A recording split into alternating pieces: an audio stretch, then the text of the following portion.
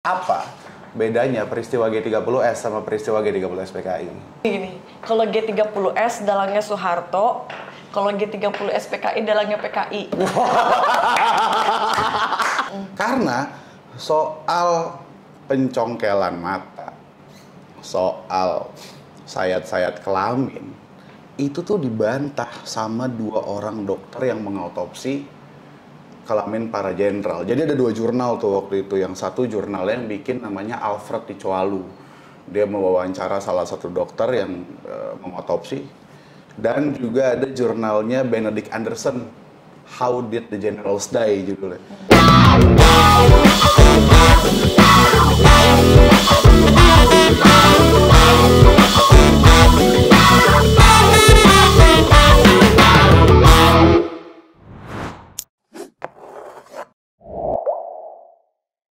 Selamat pagi, selamat siang, selamat sore, dan selamat malam kapan dan dimanapun kalian mendengarkan dan nonton podcast ini. Kembali lagi bersama Hamburger Podcast. Joke is not a crime. Wih, akhirnya gue seneng bener nih nongkrong bareng Iva sama Arlen. Lama banget gue ngajakin dia pada nongkrong, susah ya setengah mati. Tapi lagi-lagi kenalan dulu kali ya. Ya meskipun udah sekian episode tapi ya kenalan aja dulu. Gue Jess. Gue Iva. Awigra di sini. Dan aku Arlin. Right. Hari ini gue pengen ngomongin soal G30S, bos. Dari kacamata anak muda. G30S PKI. Enggak, itu ya, makanya gue punya tebakan. Tahu nggak apa bedanya peristiwa G30S sama peristiwa G30S PKI? Siapapun lu lupa ke gua. Siapapun. Kan tahun lalu. Coba deh nama Iva. Tahu nggak apa bedaan? Karena gue ngikutin Hamburger Podcast. Iya sih. G30S. Asli. Iya. Gimana? Arlin? Kalau Arlin sih pas di SMA itu sebenarnya ada guru yang udah bilang kalau misalnya kita tuh nggak boleh nyebutin G30S PKI karena bukan PKI, bukan kayak kebenarannya tuh belum dikasih tahu gitu loh kalau emang PKI yang dalang dari semuanya. Jadi kita tuh cukup nyebutkan jadi G30S. Ih, kritis banget kalau zaman gue. Tapi itu baru kelas 2 SMA, 12 iya kelas 12 SMA, kelas 3 SMA. 12 kelas 3 ya? Iya, 3 SMA dikasih tahu sama gurunya itu. Udah mulai ini ya. Maksudnya tapi- kritis gitu ya. Iya. Soalnya kalau guru gue pakai PKI pasti. Karena Plus. ngobrolin ini kan kayak setiap tahun nih ada film diputerin G30S PKI. Jadi ya anak-anaknya kayak masih melekat melekatkan ya G30S ini dengan PKI. Iya sih, tapi emang dari SMP kan itu sebenarnya kalau SMP itu pelajaran PPKN. Iya, benar. SPKI pasti. Nah, terus pas SMA itu masuk biasanya di pelajaran sejarah Indonesia. Nah, tapi guru sejarah ada di Indonesia kelas 1 SMA, kelas 2 SMA itu masih nyebutnya G30S PKI. Masih. Tapi kenapa lu ngangkat isu ini, Jess? Apa pentingnya buat teman-teman muda ini? Karena momentumnya akan selalu ngomongin itu kalau menjelang akhir September, Mas. Oke. Dan itu kayak gue sebelum ngomong lebih jauh, gue pengen denger lagi yang kalian ingat deh waktu zaman-zaman ini, terutama Arlen sama Ivan nih. Waktu zaman-zaman kalian sekolah, narasinya apa sih yang paling kalian ingat soal peristiwa G30S PKI dalam tanda kutip ya? Siapa duluan? Ada dulu. Sweet. Ya udah sweet biar adil. Yang kalah apa yang menang duluan? Yang menang duluan. Oh, yang menang duluan ya. Asik nih ya. Dulu sih zaman masih sekolah G30S PKI ya pokoknya ada jenderal-jenderal diculik satu-satu, terus di apa ya bahasanya ya pokoknya disiksa lah, dianiaya lah. Terus habis itu dikubur di satu liang. Terus pokoknya gitu deh, penyiksaannya juga yang Lu nonton sadis filmnya? banget gitu. Hah? Nonton filmnya? Kayaknya pernah deh sekali, cuman lupa. Habis itu kayak udah ngapain lah. Soalnya sama gitu, kayak buat apa diinget-inget, itu kan kejadian jelek ya, maksudnya menyedihkan gitu kan. Kenapa kita harus selalu mengingat-ingat yang jelek-jelek gitu kan? Tapi habis itu ya udah, itu sih yang aku ingat. Itu wajib nonton atau gimana waktu itu? Waktu itu cuma diingetin doang. Oh, oke. Jangan lupa nonton ya. Iya gitu. Oke. Kalau lu gimana, Lin? Kalau yang Arin ingat pelajaran G30S itu ya pemberontakan. G30S. Iya, G30S pemberontakan, terus bunuh-bunuhan. Pokoknya bener-bener cerita yang penuh darah gitu loh. G30S PKI. G30 Iya. Kan waktu sekolah ini flashback. Iya, Ya boleh, kan? boleh. Nah, terus tapi emang tuh pernah nobar. Buset. G30S PKI Di mana? itu di sekolah. Cuman pas itu juga ada nontonnya cuman nonton main HP kayak gitu sih. Kok boleh sih main HP? Kan boleh, SMA boleh bawa HP. Gue nggak boleh tuh. Next. Pembahasannya jadi lain soal boleh atau nggak boleh main HP di sekolahan. Gue pernah disita HP gue soalnya berapa kali. Sama dulu gue SMP, Allah sampai kejar-kejaran Gue gak ngumpetin pernah HP. ngomong karena zaman gue belum ada HP. Tapi gue ingat banget, memang yang namanya wajib nonton itu bener-bener jadi kayak semacam ini tersendiri ya. Waktu itu senang-senang aja gue kan karena masih kecil gitu kan. Wah, nonton bareng, siapa yang gak seneng kan? Iya. Keluar, tapi kemudian kumpulin di mana? Di terminal, bro. Di terminal, masih kecil gitu kan. Malam-malam suruh nonton gitu. Jadi kayak lapangan gede tapi itu ada terminal Layar bus tancap angkot gitu gitu, kayak lantai tancap. Tapi memang kayaknya di zaman-zaman pas lo sekolah SD itu atau SMP itu lagi gencar-gencar ya film itu harus diwajibin tiap habis itu tahun suruh ya. nulis apa isi cerita film itu. Tapi kemudian gimana kita ingat kalau udah ketemu teman malam-malam udah kagak ada yang nonton. Tapi pasti yang paling melekat itu yang soal itu ya. Oh, mata Darah. dicongkel gitu ya. Terus Iya, betul. Iya. Darah itu merah jenderal. Ya tapi emang dulu guru ngejelasinnya juga kayak gitu, kayak jenderal juga kayak disayat-sayat yang kayak gitu-gitu terus dimasukin ke lubang buaya. Sampai pas itu aku mikir gimana sih lubang buaya itu sebenarnya pengen ke sana gitu loh. Belum pernah. Belum. Udah sampai sekarang. Dekat. Iya. Oh, dekat sini? Dekat.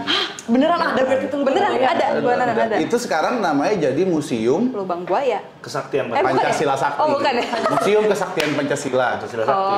Ya itulah nama antara tempatnya, ya, nama daerahnya Lubang Buaya. Iya. Kayak lubang gua gitu apa gimana sih? Lubang Sumur. kecil sumur. Sumur kecil.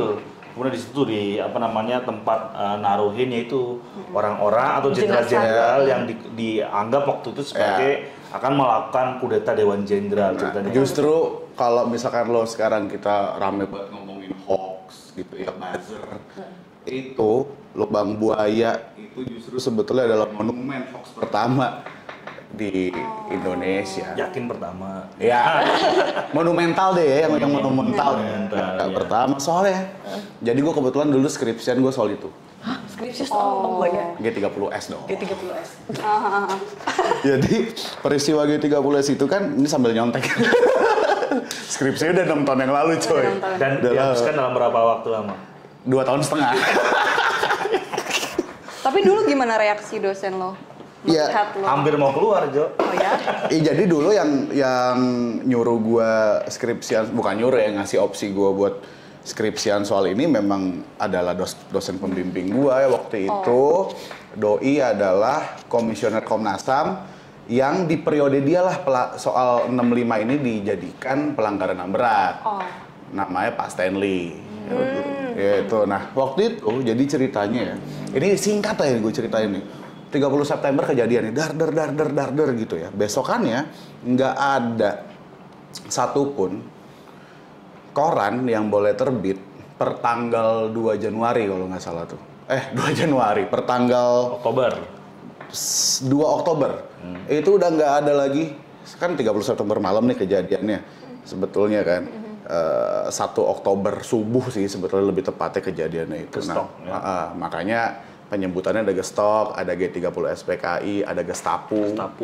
Nah, kejadian dar tanggal 2 udah nggak boleh ada lagi satupun media yang terbit kecuali 2. Media angkatan bersenjata, ketebak dong punyanya siapa?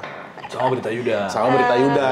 Yang mana kalau lo lihat di koran itu suka ada ini pemimpin redaksinya si A, terus penanggung jawabnya ini semuanya itu orang dari satu instansi tertentu semua. Yang identik sama senjata. Itu yang identik sama senjata. Dan terus akhirnya mereka berdua inilah yang cuman boleh memberitakan. Nah sekarang lo bayangin nih di sini ya, kalau gue berempat nih, kita di satu ruangan ini berempat nih gitu ya. Terus gue berantem sama Mas Awi, gitu ya. Terus gue berantem sama Mas Awi, gue pukulin Mas Awi gitu. Terus begitu keluar, cuman gue yang boleh ngomong kejadian di dalam tuh kayak gimana. Siapa yang bakal menang suaranya? Gua dong. Kurang lebih kayak gitu kalau menurut gua waktu itu. Karena soal pencongkelan mata, soal sayat-sayat kelamin, itu tuh dibantah sama 2 orang dokter yang mengautopsi kelamin para jenderal. Jadi ada 2 jurnal tuh waktu itu. Yang satu jurnal yang bikin namanya Alfred Ticoalu. Dia mewawancara salah satu dokter yang mengautopsi. Dan juga ada jurnalnya Benedict Anderson, How Did the Generals Die judulnya. Itu nggak ada satu, temuan mereka itu, dokter-dokter itu membantah bahwa nggak ada kok satupun yang namanya kelaminnya disayat, nggak ada kok yang namanya matanya dicongkel, itu nggak ada. Yang seperti disaksikan di film-film yang kita tadi paksa tonton gitu ya. Betul. Gitu. Narasi yang ada di film itu berasal dari satu buku, judulnya Siapa Menabur Angin Dia Akan Menuai Badai. Iya. Gue lupa tuh nama penulisnya siapa. Ribet nih nyarinya. Itu. Kemudian difilmkan oleh Arifin Senur. Ya. Dihiin sama Arifin Senur. Ya. Padahal kalau agak ya yang Senur pacaran sama Sabrina Aidit. Gue bingung juga. Ini jadi bohong coy. Itu bohong. Tapi kok dia bisa lolos kayak kenapa? Mau nanya sih sebenarnya, mau nanya aja. Penasaran. Gimana ceritanya si film ini akhirnya harus jadi tontonan wajib setiap tanggal 30 September? Pertanyaan yang menarik. Gua jawab boleh nggak? Boleh. Gua jadi jawabnya. Kenapa? Itu juga pertanyaannya Ari. Oh iya. Ya sebenarnya kalau kita ngelihat kenapa dia diwajibin, berarti kan di sana ada satu kebenaran yang ingin dipaksakan, kebenaran tunggal yang ingin semua publik kemudian harus paham. Itu salah satu cara untuk kemudian melakukan propaganda politik. Hegemonik. Nah, hegemonik gitu ya. Jadi zaman-zaman itu nggak kayak sekarang. Apapun sekarang bisa di-challenge dengan nge-tweet lah, Lebih kemudian demokratis ya lebih sekarang. demokratis. Dulu nggak ada. Betul. Siaran televisinya juga kemudian diatur kapan tayangnya, kemudian tayangannya macam apa, termasuk juga materi siarannya. Nah, dengan si rezim Orde Baru itu kemudian mewajibkan itu kemudian untuk mengkultuskan bahwa kepemimpinannya dia itu adalah kepemimpinan yang cukup katakanlah legitimate, karena kalau dia nggak menumpas ini akan menjadi semacam geger nasional tuh, ada semacam padahal kalau kita lihat skala katakanlah peristiwanya ya, memang ada harus dipisahkan antara peristiwa G30 dan kemudian peristiwa setelah G30. Itu yang harus selalu harus kita jeli ya. Pertama, kejadian G30 itu ada upaya mungkin ada konflik internal angkatan darat ya, di mana kemudian ada pembunuhan dengan para jenderal. Tapi setelah itu ada jutaan atau ratusan ribu, bahkan sampai jutaan tergantung siapa datanya yang kemudian ngomong, itu ribuan massa atau jutaan atau ratusan ribu massa simpatisan PKI dan anggota dan simpatisan itu kemudian dibantai, kemudian ditempatkan di penjara tanpa melalui proses peradilan. Dan ini yang dikatakan sebagai pelanggaran HAM berat sebenarnya. Itu 500.000 sampai 3 juta orang. Perkiraannya saking itu sebegitu masif. Dan ada di mana-mana, termasuk ada di Bali, ada di Medan, ada di Madiun yang paling terkenal. Madiun Madiun beda, itu beda kasus. 48 itu. 48. PKI itu di Indonesia ada 3 peristiwa, 26, 48 sampai 65. Kalau Madiun kalau nggak salah yang 26 ya kalau nggak salah. Madiun 48 mas. 48 ya Madiun. 48. Nah waktu itu yang gue bikin deskripsi itu mas, itu kan sebetulnya gue meneliti koran si Berita Yuda yang tadi gue bilang, salah satu dari 2 koran yang boleh terbit. Oke, gue cuma meneliti pemberitaan sepanjang bulan Oktober 65, karena itu kan paling masif tuh kejadiannya 30 September malam atau 1 Oktober subuh, sepanjang bulan itu semua pemberitaannya kayak gimana. Jadi kurang lebih itu cuman ada 6 poin dari seluruh pemberitaan sepanjang dari ratusan. Framingnya ya? Iya, framingnya tuh yang pertama begini, penjelasan.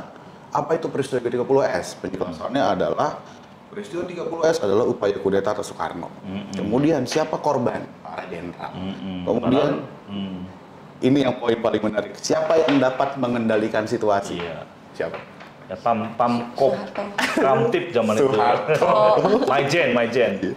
Dan siapa yang harus bertanggung jawab? PKI. Dan underbow-nya. Ya. Terus untuk memancing kemarahan publik tiap hari itu diberitain kalau masyarakat selalu menginginkannya agar PKI dan underbow-nya diberantas. Selalu kayak gitu. Ya, dan kemudian RTL-nya nih atau CTA-nya, call to action-nya. Apa yang harus dilakukan? Penumpasan PKI dan akar-akarnya, sayap-sayap organisasinya sampai. Iya.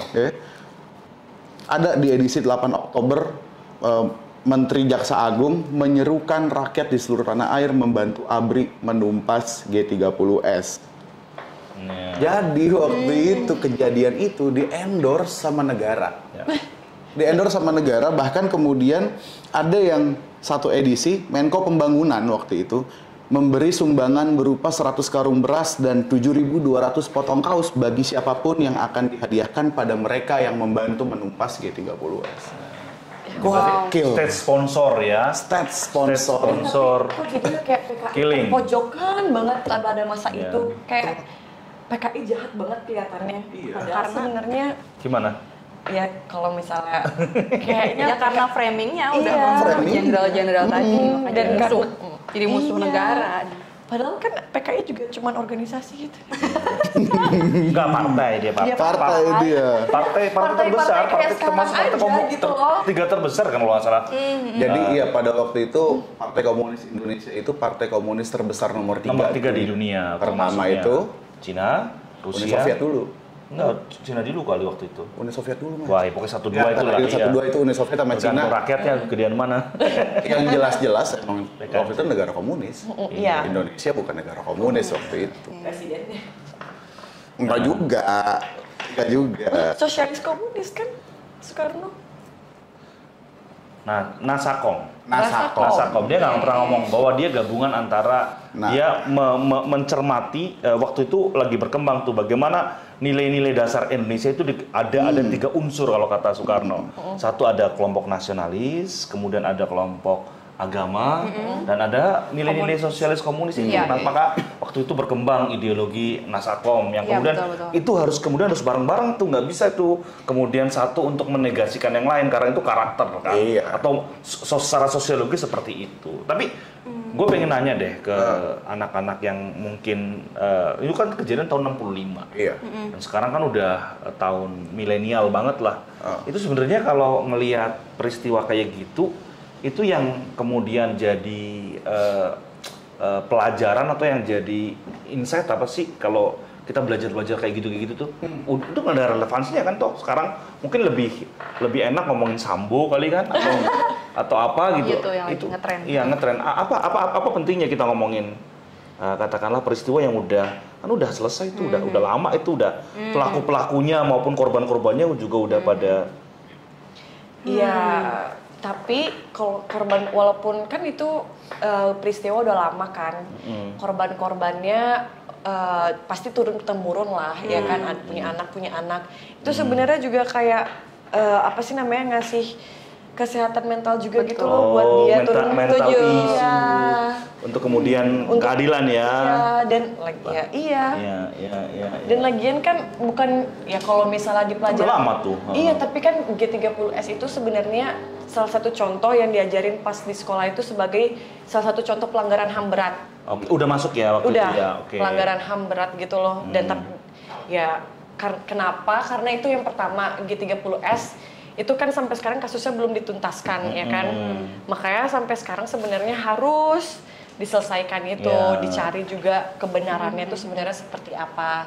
Dan yang kedua itu kan dia bahas HAM. Ya. HAM kan tidak pernah mati, bukan? Sih, Dan ada ham- bukannya loh. Bukan. Makanya walaupun itu kejadian udah lama, tapi kalau emang belum dituntaskan Itu kasusnya, jadi persoalan sekarang juga ya Mas ya. Kalau menurut Tifa gimana Pak? Gak jauh beda sama Arlin. Karena apa namanya, walaupun si jenderal-jenderal ini udah mati ya, ibaratnya udah nggak kayak mau gimana pun juga mereka nggak bisa hidup lagi, tapi kan tetap aja keluarganya harusnya menerima apa ya, ibaratnya negara harus bertanggung jawab lah, Iya. gitu kan. Karena mereka harus kehilangan orang-orang tercinta mereka karena ulah negara gitu kan. Dan gak cuma jenderal-jenderal ya. Iya, tapi ya PKI itu tadi kan, karena keluarga apa mereka, namanya, iya, simpatisan. misalkan orang PKI ini jahat nih misalkan, tapi kan belum tentu anaknya juga, belum tentu keturunan-keturunannya juga kayak gitu kan. Betul. Juga- Nah, ya terus. ya terus juga ya tadi itu emang ini termasuk pelanggaran HAM berat sih, dan Ya. kita tentu nggak mau ini terulang lagi. Kita nggak mau negara kita jadi negara sadis. Tik. Tapi ada benernya tadi disebut ada hal yang menarik dalam peristiwa 65 itu, yaitu bahkan orang yang kemudian keluarganya, bapaknya atau ibunya adalah anggota atau simpatisan PKI, dia kemudian dianggap nggak bersih diri, nggak bisa Iya. kemudian melamar pekerjaan di PNS itu nggak bisa. Artinya nggak cuman katakanlah kalau memang ya PKI itu salah, apa kemudian anggotanya juga ikut bersalah pertama? Kalaupun mereka bersalah, apa kemudian anak-anaknya juga ikut bersalah atas misalkan ya? Nah itu Ini dengan garis bawah kalaupun ya. Nah artinya di situ sebenarnya negara ini zaman itu sedang memperkenalkan satu konsep namanya crime by affiliation. Crime by affiliation itu adalah kamu tidak melakukan kejahatan yang mungkin mungkin ya bapak ibu kamu kemudian diturunkan. Nah itu masih terjadi tuh di Korea Utara kayak gitu tuh. Misalkan ada bapaknya melawan pimpinan tertinggi revolusi gitu ya. Anak-anaknya tuh bisa masih di penjara. Itu namanya di tahun 65 juga ada banyak tuh keluarga maupun simpatisan PKI itu nggak bersih diri. Kemudian nggak bisa itu berpartisipasi sama dengan dibeda-bedakan, didiskriminasi ya. Nah itu.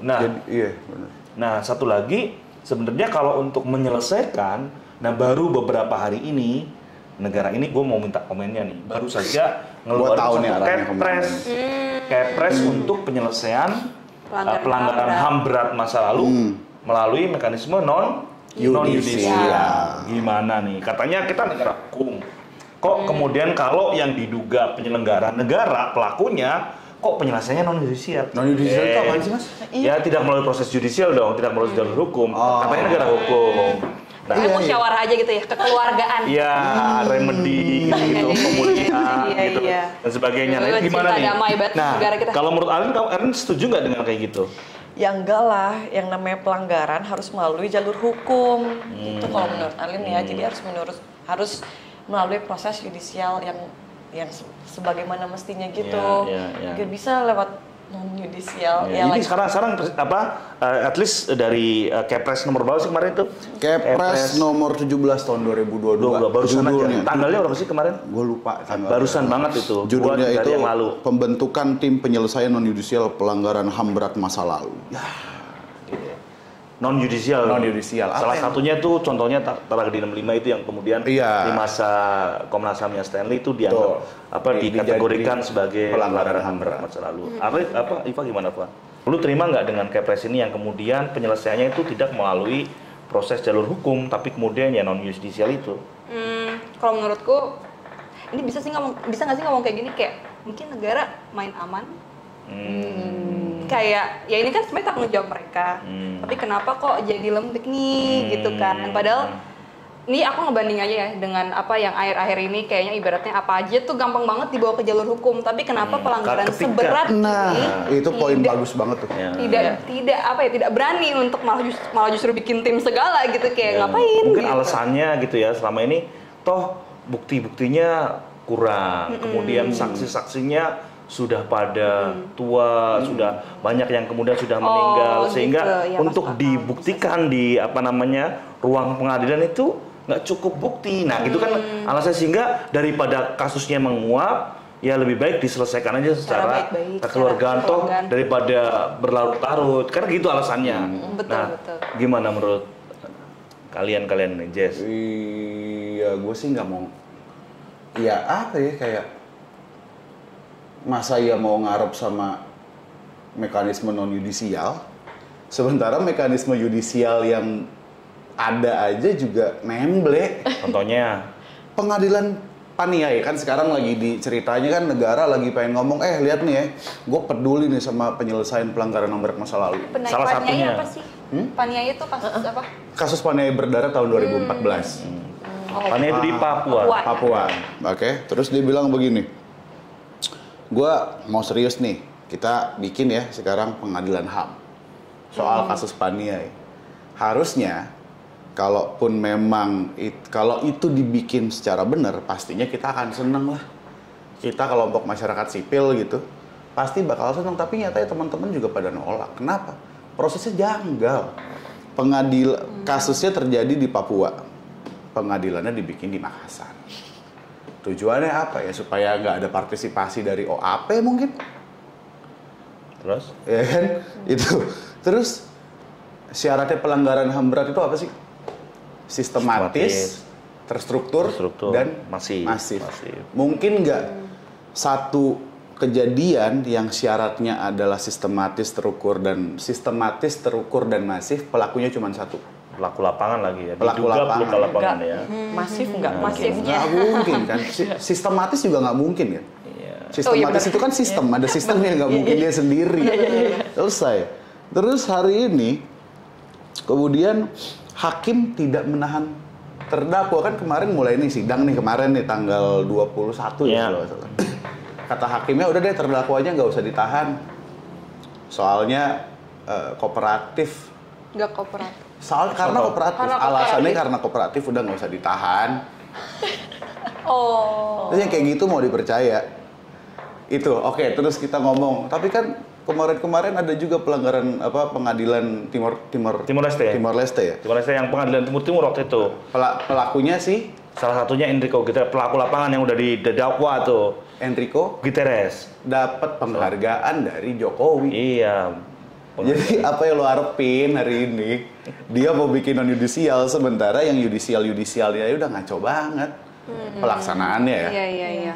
Kalau emang dia mau serius mah gampang aja, orang Komnas HAM udah ngasih semua berkas kok. Mandek kan, pingpong kan. Iya kan selalu di ini. Jadi gini, ya mungkin kita tetap harus kemudian ngupayain ya namanya penuntasan, kemudian terutama pengungkapan kebenaran dulu. Jadi sebelum kita masuk ke baik judicial maupun non judicial, sebenarnya sangat penting untuk kemudian rekonstruksi atas pengungkapan kebenaran. Itu hak loh, terutama korban maupun keluarga korban itu berhak kemudian dibuka kasusnya secara katakanlah, makanya penting ada yang namanya itu kebenaran dan keadilan, KKR ya. KKR, Komisi Kebenaran dan Keadilan dan rekonsiliasi akhirnya. Nah, kebenaran, keadilan dan rekonsiliasi artinya sebenarnya yang pertama-tama kita kemudian mau masuk jalur hukum atau nggak mau non yudisial, kebenarannya dulu harus diungkap. Kalau kemudian kebenarannya kemudian ditutupin, tiba-tiba rekonsiliasi atas dasar apa?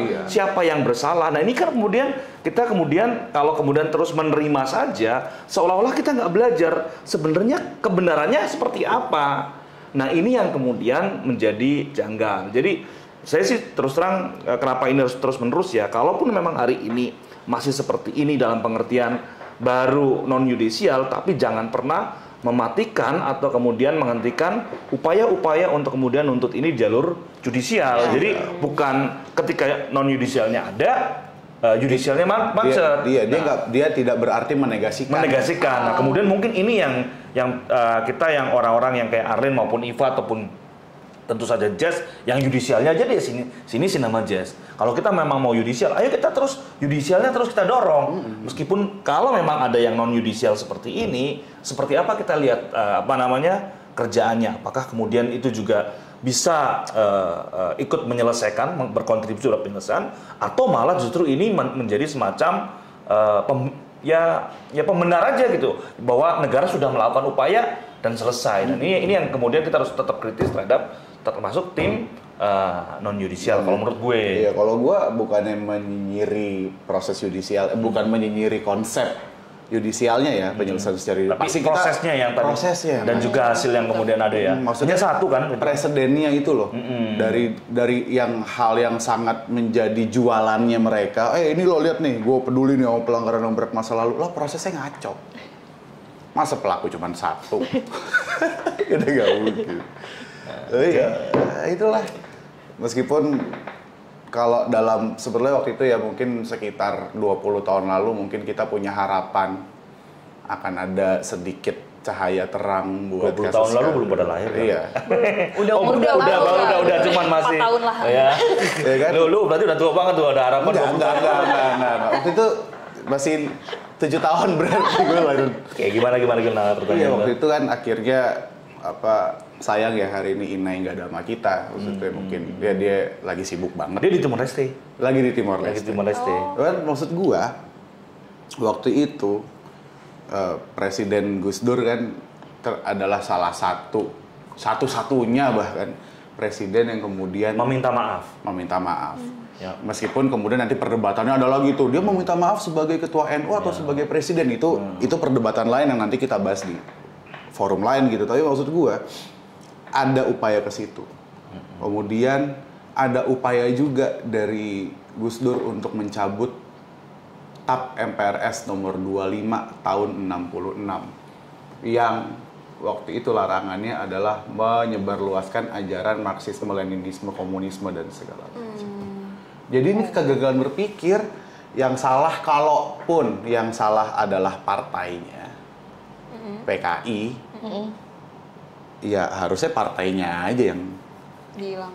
Yang kalaupun dia yang bersalah ya partainya yang dihukum dong. Ya, bukan ideologinya.